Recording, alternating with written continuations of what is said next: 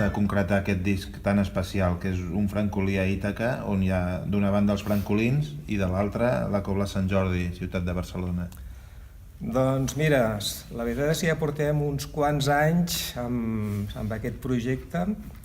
Bé, amb la composició d'alguns temes, bastants anys, perquè jo vaig composant i des del 2004, que va ser que vam fer el segon disc, el darrer disc, doncs, fins al 2016, doncs, bueno, hem estat una mica aturats, però hem anat fent, jo he anat composant i alguns temes d'aquests doncs, ja tenen alguns anys. No?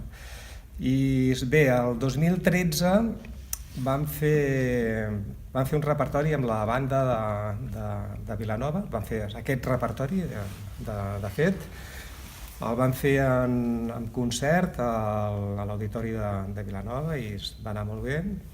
Llavors l'any següent, el 2014, vam fer el repertori amb la Cobla Maricel i el vam fer també vam fer un parell de concerts i també va funcionar molt bé.